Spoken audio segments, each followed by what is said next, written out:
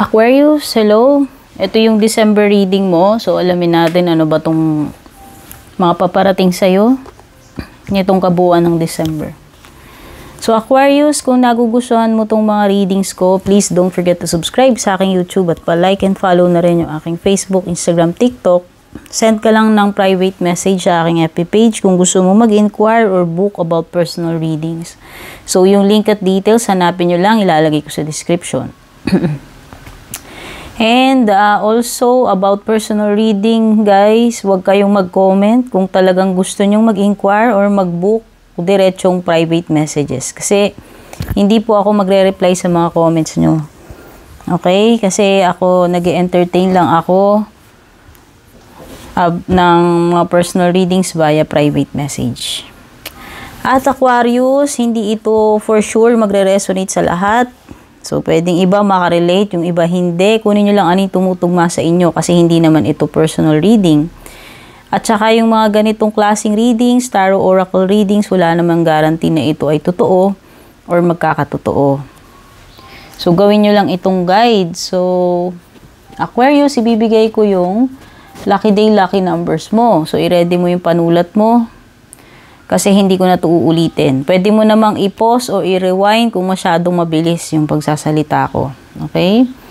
So, Aquarius, ang lucky day mo Tuesday, lucky numbers mo 41, 49, 23, 27, at saka 28.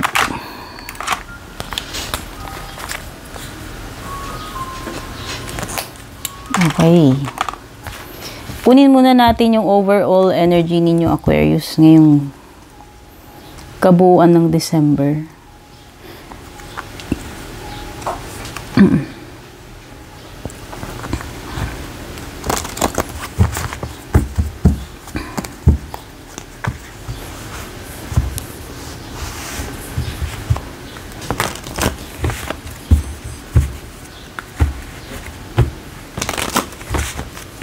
Ano kaya ang overall energy nyo? Hierophant. So, may kinalaman ito sa iyong beliefs or yung mga dogmas, yung mga kinabibilangan mong paniniwala or religion, no? May kinalaman ito sa values.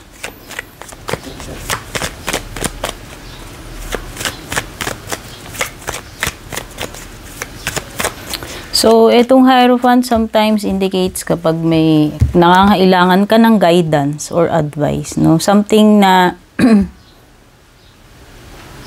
something na dapat ikaw ay whether ikaw ay nagpapasaklaw sa isang ano ba tawag dito? Sa isang institution, no? Whether ikaw ay sumusunod yan. Whether ikaw ba ay sumusunod doon sa mga nakagisnan o yung mga traditions, policies, o yan. Pwedeng may kinalaman yan sa church, sa or isang organization. Okay? Basta sa kinabibilangan mo na na grupo na may pwedeng may common na na paniniwala. Okay? So, Hierophant also is about learning. So, minsan kapag ikaw ay may matututunang lesson. So, minsan kailangan din yung, minsan Hierophant is someone na pwedeng mag-a-advise sa iyo. No? Someone na pwedeng maggabay sa iyo. Or paano ba yung isang figure na kumbaga nire-respeto and hindi ko alam kung masabi kung father figure, pero hindi is more on parang mentor or nag-a-advise sa'yo. Basta parang siya yung nilalapitan mo pag kailangan mo ng guidance. Yan. So, okay. Pwedeng to. Yan, if nangangailangan ka ng advice ng lawyer, etc., priest, ayan, pwedeng ganun, no? Pwedeng kailangan mo ng advice. advice or guidance eh.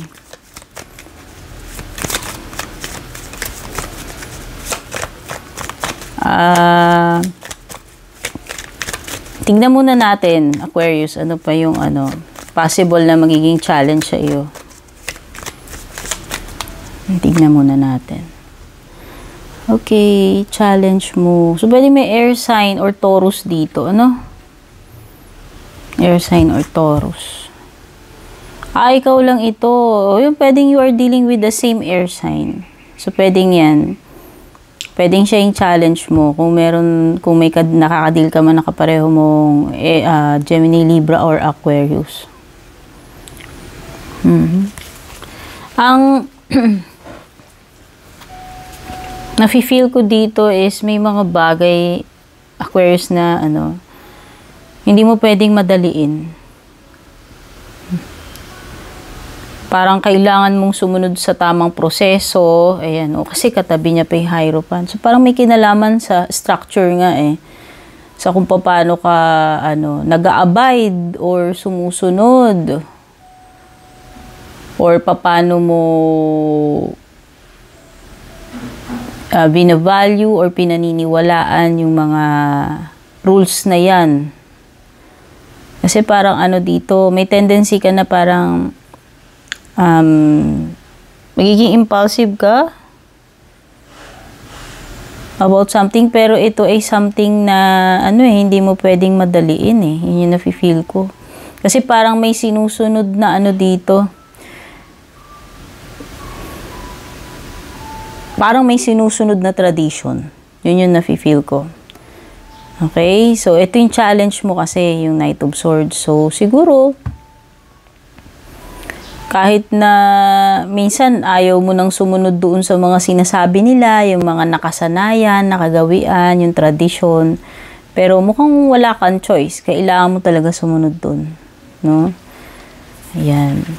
Or minsan kailangan pa ng blessing para lang blessing, o kailangan payagan ka muna, magpaalam ka muna. Yan yung mga ganyan. Kailangan igalang mo yung yung mga nakasanayan na, yung mga pwedeng mga practices or family tradition, yung may kinalaman sa mga ganyan, belief systems. Yan. So, hindi ito something na na pwedeng bara-bara, Aquarius. Kumbaga, parang sinasabi dyan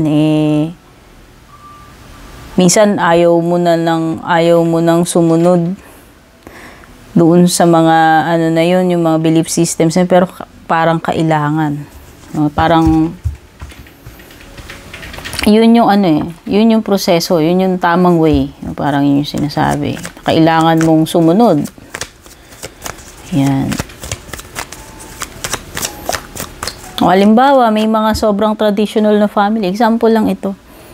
Halimbawa, may naging jowa ka. Tapos doon sa, halimbawa, gusto mo nang pakasalan yung babae or yung lalaki. Gusto nyo na magpakasal. Pero parang may mga kailangan, humingi ka muna ng blessing sa magulang. Or kailangan mag-offer ka muna ng ganito. Di ba parang yung mga sinaunang tradisyon sa kasal, no? Di ba mag-aalay ka, parang dowry yun, dowry. Yan. Example, ganun. Or yung mga simpleng lang, sasabihin nila, hindi kayo pwedeng magsama as a couple sa isang bubong nang hindi pa kayo nakakasal. O yan, hindi ka muna pwedeng mag-asawa bago nang wala ka pang 18 years old. Yun yung mga ganyan. Siya medyo complicated yung mga na yan. Yung mga topic na yan, yung mga tradisyon, no? Yan, medyo complicated siya. So, yun nga, kailangan either magpapasaklaw ka o hindi. Either susunod ka o hindi. Mag-abide ka ba dun? Hindi. Yan. Yun yung challenge mo eh. So, pwedeng minsan ayaw mong sundin yun kasi meron kang sariling naiisip na paraan, diskarte. Pwedeng yung challenge mo. Okay? So, ano naman yung pwedeng maging blessing para sa iyo, Aquarius itong December.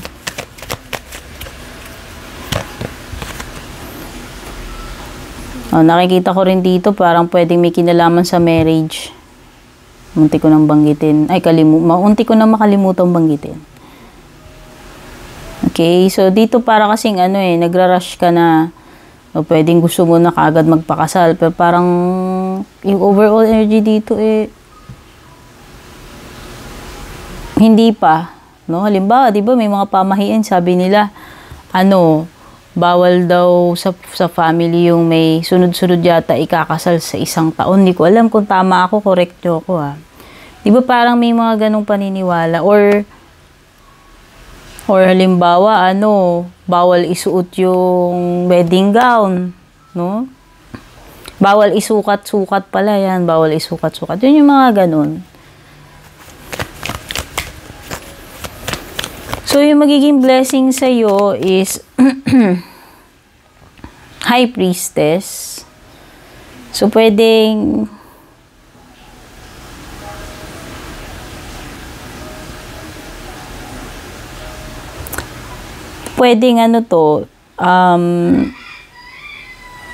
sinasabi sa'yo na meron ka namang sariling, kasi di ba si High Priestess parang mag-trust ka sa sarili mong judgment or yung sa intuition mo. So, yun.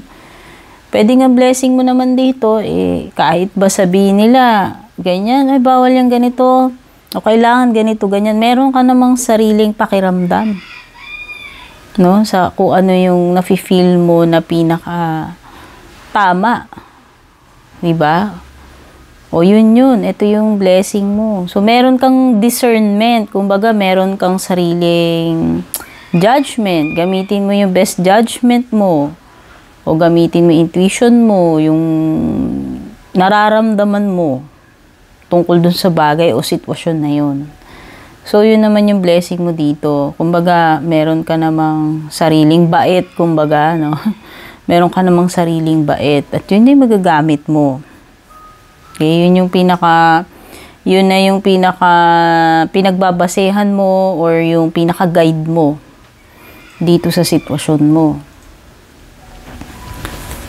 Kasi binigyan ka naman ng kumbaga, binigyan ka naman ng sariling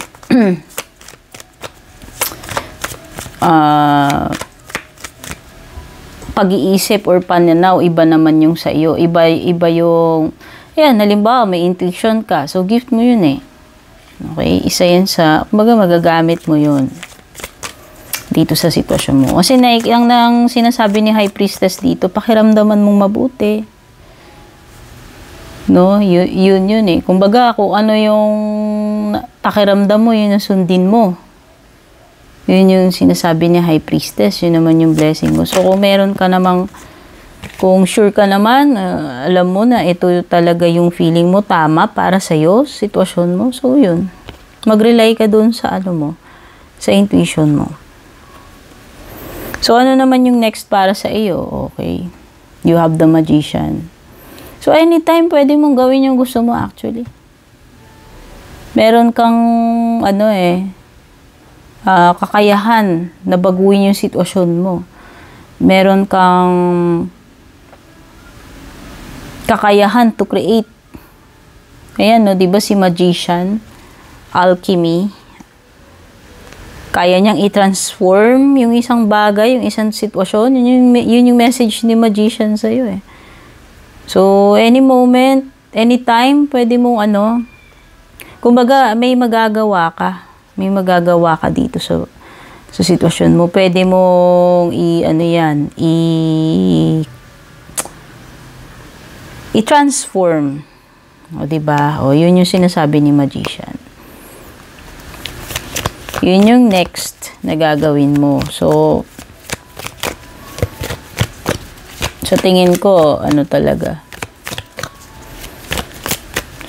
Ang nafe-feel ko dito, parang magre-rely ka talaga dun sa sarili mong sarili mong judgment, yun pa rin yung susundin mo kahit sinasabi nila na, ay, ganito, ganyan, hindi dapat ganyan, mali yan, hindi dapat ganyan. Bawal yan sa ganito ganyan. O, yun. Pero parang dito, pakikiramdaman mo pa rin yung sarili mo. And eventually, yung next na gagawin mo, no? Susundin mo pa rin yung sarili mong discernment, yung judgment. Yun yung pagbabasihan mo na dito sa gagawin mo. So, gagawin mo pa rin siya. Yun yung next nakikita ko. So, pwede mong i-convert, i-transform, no? So, ano naman yung possible na outcome para sa inyo, Aquarius? Okay, so yun lang naman yun. Ibig sabihin, gagawa ka ng paraan. Yun yung next na gagawin mo. Gagawa ka ng paraan para ma-convert itong situation mo, ma-transform, no? Doon sa into something na yung kung alin yung sa tingin mong pabor sa'yo or nararapat para sa'yo. So, yun yung next na gagawin mo with the Magician card. Yung pinaka-outcome mo, conclusion, or yung pinaka-pupuntahan ng lahat ng ito, the Hangman. Okay? So, bawat gagawin mo nga lang is may consequence. Aquarius, yun nafe-feel ko dito sa Hangman. No? And, sa tingin ko talaga, Aquarius, na kahit na anong pilit mo rito, ayan, parang, di ba dito, nasa sa kamay mo, iniisip mo, mamamanipulate mo, or mako-convert mo, matatransform mo yung sitwasyon, pero, pagdating sa outcome, natali pa rin yung kamay mo, eh. So, ibig sabihin, siguro, baka, dapat maghintay ka muna, ipagpaliban mo muna, yun yung Hangman, sa tingin ko. Merong mga bagay dito na mapuput on hold muna, Aquarius, hindi talaga siya, hindi matutuloy agad-agad, feeling ko. Baka maghintay ka pa. So, gaya nga ng sabi ko, kung kasal to, kasi parang may kasal dito. So, kung kasal yung pinag-uusapan natin dito, diba, sasabihin nila, sukob. So, kung may nauna na sa'yo, family member, hindi ka muna pwedeng magpakasal this year. Parang ganun yata eh. Tama ba? Parang ganun. So, hihintay ka. Ayan. Suspension. Nakabinbin. Naka-pause. So, pwedeng ikaw yung magsasacrifice muna dito. Paubaya ka na lang muna. Mag-give way ka muna. Wala kang magagawa kasi nakataling kamay mo eh. So, yan yung pinakapupuntahan nito. Parang wala ka pa rin magagawa. Parang mauuwi pa rin doon sa maghihintay ka. No? Ito nga yung challenge mo kasi talagang feeling mo hindi ka na makakapaghintay. Kaya nga ito talagang ipinilit mo, ipinush mo eh, nagawin eh. Pero ending talaga, may talaga siya, mauudlot. Kumbaga, matetenga muna, maghihintay ka muna. Wala pa rin, no? Siguro nga talaga it's best, Aquarius, na sumunod ka na lang muna sa tamang proseso, dun sa timing, kasi ayan, ending yan. Baka ma-frustrate ka lang, ma-disappoint ka. Kasi parang rin dito eh, mapipigilan din eh. Mapopostpone, itutuloy na lang sa ibang time, araw, panahon, no? Or month, yan. Ganon din. Ending, parang maghihintay ka pa rin.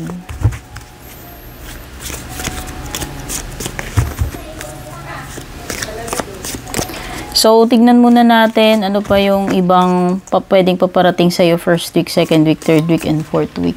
First week, Aquarius, you have, wow, increase, material wealth or spiritual growth. O yan na, either sa material itong increase na to o sa spiritual. O yan, pwedeng sa mga kadatungan or kung ano man yung mga bagay na mga maipupundar mo, or pwedeng hindi material, sabi nga dyan, o pwedeng spiritual. First week yan. Yan yung magigain mo. Yan ang makukuha mo first week. Second week, uy, dami talagang okay. Ito naman, warning pala. Akala ko makakakuha ka tuloy ng pera. Nakakita kasi akong daming coins. Nasilaw. So, ano lang, sabi dito, bantay-bantayan mo pagdating sa mga sa mga transaction sa pera. Maging maging aware, maging vigilant ka pagdating sa mga transaction sa pera, paglabas-pasok, yan. Third week mo, wow, new home, new attitude. So, merong bagong paglipat. So, whether na literal nalilipat ka ng tirahan, address, yan, or ma-assign ka sa work sa ibang branch, o pagmamigrate, yan, basta meron ditong paglilipat, whether lilipat ng place or etc., no?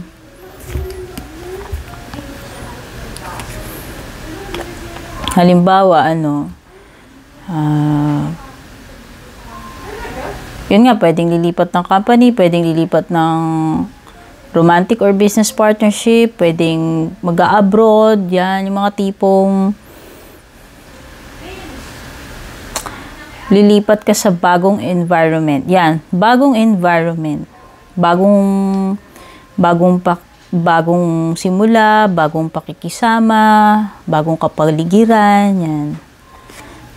So, sa fourth week mo naman, you have, wow, solid foundation and success with effort. Yan. So, meron kang ma-achieve pagdating ng fourth week ng December. Ayan, So, ano man itong mga mo na parang naumpisahan mo na eh. So, parang nakapag-lay ka na ng foundation dito eh. Ibig sabihin, pwedeng naumpisahan mo na siya months ago or years ago o kung kailan man, na ito ay parang makukumpleto mo. Ayan, completion. Completion ito ng something na inumpisahan mo na. Kung matagal man yan o recently. Basta nakapag-start ka na eh. Ayan, nakapaglagay ka na ng pundasyon mo. So, pwedeng negosyo, pwedeng literal na bahay, pwedeng relationship, anything na kailangan mo, tawag dito, yung i-layout yung pundasyon. Yan. Yan. So, yan yung mga natin. Para sa first week, second week, third week, fourth week mo, at para naman sa iyong closing message or advice.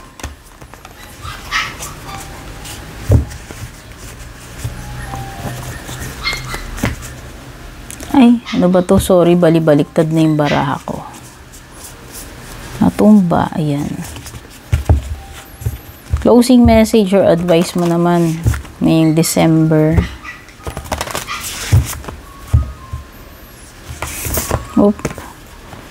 Uy, distant thunder. This is preparation.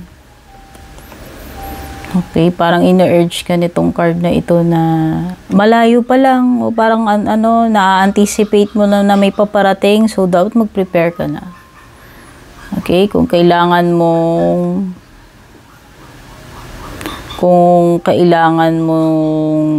di ba, narinig mo, kumukulog-kulog na, yan, example. So, alam mo na kahit na banda doon pa, naririnig mo na, naku, susunod na dito for sure yung ulan. Yung parang ganun. So, parang paghahandaan mo na kasi parang ine-expect mo na papunta na sa'yo, paparating na siya sa'yo. Okay? So, eto yun. Eto yung mensahe para sa'yo, preparation. Sana nagustuhan mo to, Aquarius. And kung nagustuhan mo, don't forget to like and share. Take care and God bless.